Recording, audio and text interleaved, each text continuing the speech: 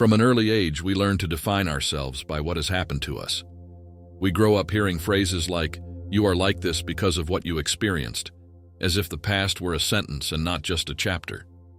But the truth is that, no matter how much experiences impact us, they do not define us, unless we allow them to. Human beings have an extraordinary ability to choose who they want to become, regardless of what has already passed. And this choice is what truly shapes our identity. It's tempting to cling to traumas, pains, achievements, or even the labels that others have given us. After all, it's comfortable. There is a false security in blaming the past for everything we are today. But this security is illusory. When we let events determine our worth, we give up the freedom to build a new version of ourselves. It's as if we were puppets of memories that can no longer be changed. And there is no growth where there is no choice. Carl Jung, when studying the human psyche, pointed out something powerful. We are not what happened to us, but what we decide to be from that point forward. It is in the moment when we choose to stand up, move forward, and reinvent ourselves that we begin, in fact, to live with autonomy.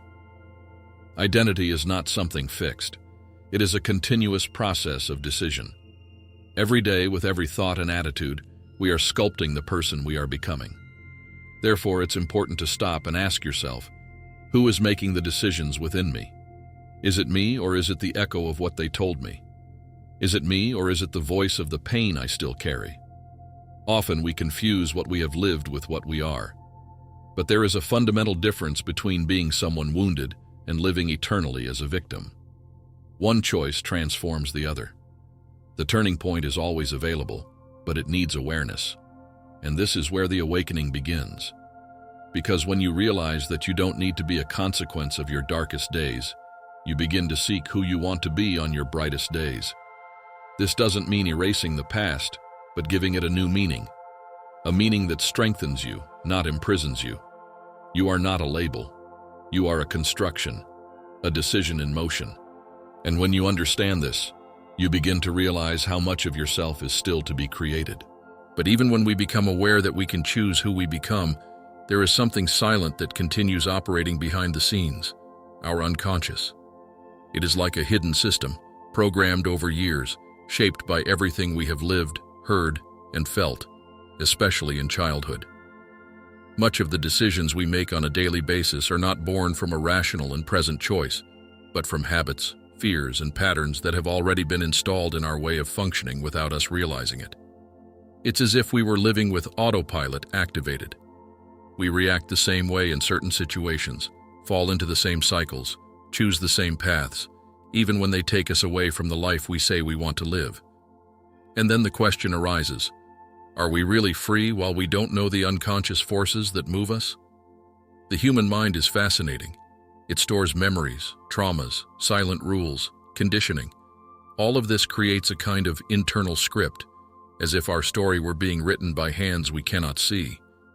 And the most curious thing is that, even when we are aware that something needs to change, we often still find ourselves repeating the same behaviors. It's frustrating, I know, but this repetition is not a lack of willpower. It is a lack of clarity about what, in fact, is controlling us from within. And that's why the first step to any real transformation is not to act differently, it's to see differently. It's bringing to light what is hidden, questioning why we act as we do, why we avoid certain situations, why we procrastinate, why we sabotage what we want most. These answers are not on the surface. They are immersed in the unconscious, waiting for us to have the courage to descend there and face them. Because you can only transform what you know. And from the moment we begin to observe our patterns, notice our triggers, understand what really moves us, we gain a freedom that previously seemed impossible. We cease to be hostages of the past and become authors of the present. And this change, although subtle at first, makes room for something much greater, the reprogramming of who we are becoming. Because the freedom of choice is only true when we know what is choosing within us. When we begin to see the unconscious patterns that control our attitudes, we soon realize something uncomfortable. Many of our pains are recycled. We experience the same conflicts with different people, suffer for the same reasons, go around in circles that we already know by heart. And yet, we expect something to change. That suddenly, the world around us will transform and offer us a different path. But the truth is that, if we do not change the way we are acting, everything around us will continue to be a reflection of the same internal story. There is a phrase attributed to Einstein that says, "Insanity is doing the same things over and over again and expecting different results." And, despite seeming obvious, this phrase accurately describes the way many of us live. We repeat behaviors, thoughts, and choices that clearly no longer work, and we expect miracles. We expect life to surprise us, even though our steps follow exactly the same path that has always led us to frustration. But why do we insist on this? Because changing hurts. Because breaking with what is known requires deconstruction. It requires getting out of automatic mode and entering an active process of observation, confrontation, and reconstruction. And that takes work. It's much simpler to blame the external, to justify with the past, or to believe that luck was never on our side. But while we look outside for answers, we ignore that it is inside where the root of repetition hides. This constant repetition numbs us. We become dulled, believing that that's just how it is, that life is difficult, that some things have no solution. But it's not reality that is stuck. It's us, repeating the same emotional responses, the same fears, the same defense mechanisms. And until we have the courage to break this cycle, the new will continue to be just a beautiful idea, not a lived experience. Therefore, if we want to become something different, we need to act differently. But this action is not born just from will. It is born from awareness, from the perception that the life we want will not be built with the same bricks that support what no longer works. Changing is, above all, letting die what no longer serves us. And this frightens, because changing is also a process of mourning. But it is in this mourning that the space for the new to inhabit is born. A new that does not repeat itself, but reinvents itself. Breaking old patterns requires more than willpower. It requires lucidity. It's not just about wanting to change, but about knowing how we function. Every true transformation is born from awareness. Observing yourself without judgment is the initial step for any type of lasting change. And it's at this point that many people get lost. They try to change behavior without first understanding what sustains it. The mind is like fertile ground.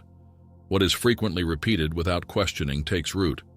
Automatic behaviors, impulsive reactions, limiting beliefs, all of this flourishes in the shadow of unconsciousness. But by illuminating this internal space with attention and curiosity, we begin to realize that we can plant new things there. Change stops being a battle against ourselves and becomes a process of substitution. We exchange what no longer serves us for choices more aligned with who we want to become. And this doesn't happen overnight.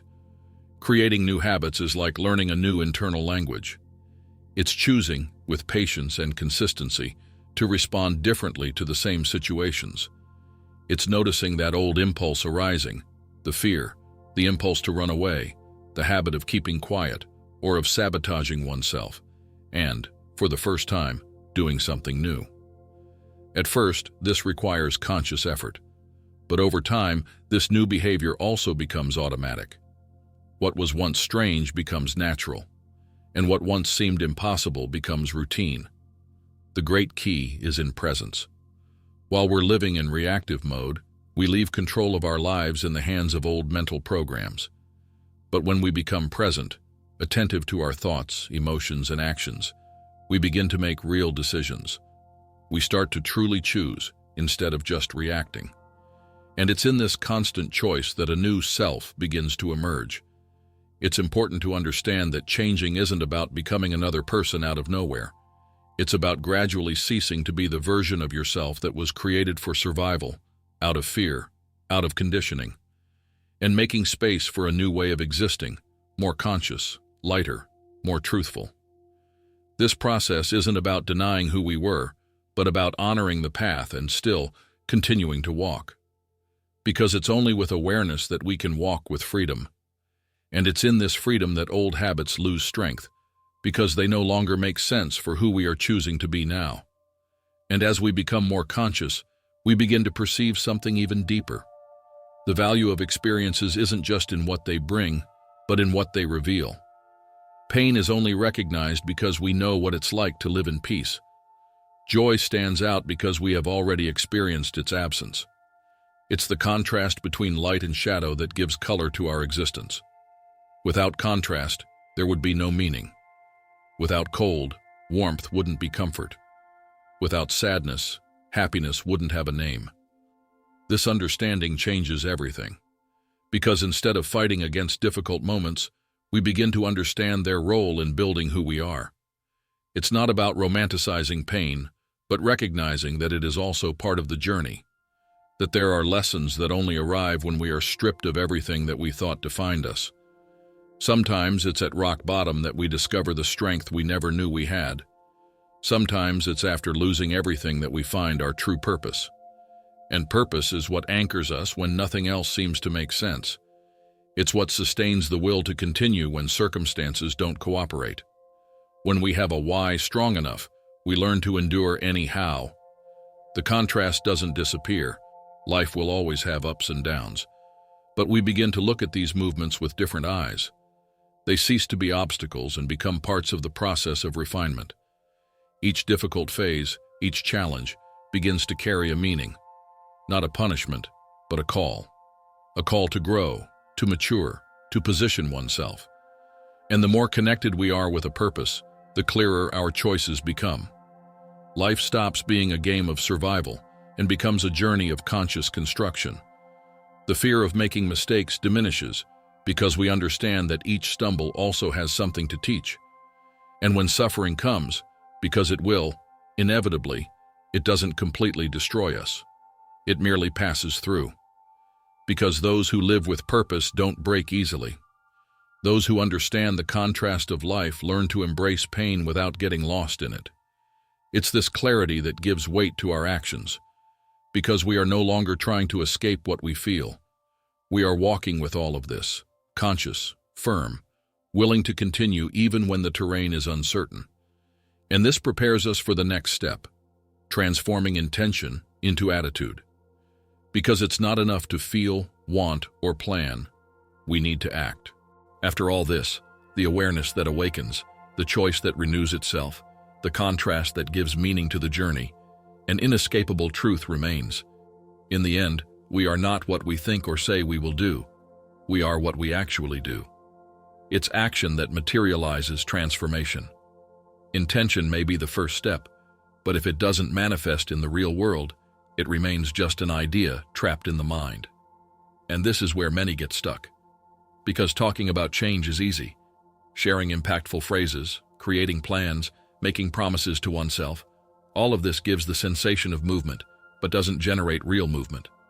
The difference happens when thought meets the body, when emotion becomes decision, when consciousness translates into practice. That's when the ideal self begins to become the real self. Carl Jung said that what doesn't become conscious controls us. But there is a silent complement to this idea. What isn't put into practice deludes us. It's not enough to know everything, understand everything, have read all the books, done all the reflections. If your life still reflects the same old behaviors, then knowledge hasn't yet turned into wisdom. Wisdom is only born from experience, and living authentically is, in practice, acting in coherence with what you've discovered to be true within yourself. It's making decisions aligned with your essence, even when it's scary, even when no one is watching, even when it's not the easiest path. Authenticity doesn't shout. It doesn't need to prove anything. It simply acts. And over time, it transforms. Because action is the language of the mature soul. Therefore, more than repeating to yourself who you want to be, begin to act like that person. Don't wait for the perfect motivation, nor the ideal scenario. They may never come. What you have now is enough to take the first step, and then the next. Because identity isn't something you discover all at once. It's something you build, brick by brick, choice by choice. You are what you choose to do every day. Not what they say about you. Not what happened to you. Not what you think you'll be someday. But what you decide to live now. And this daily, courageous, and conscious choice is what truly transforms you. If this video touched you in some way, If it made you think differently or inspired you to act with more awareness, leave a like down below. This helps this content reach more people who are also on this search for change. And if you want to continue this journey with me, subscribe to the channel and activate the bell. There's a lot of profound content coming. Transformation begins with a choice, and who knows, yours might be now.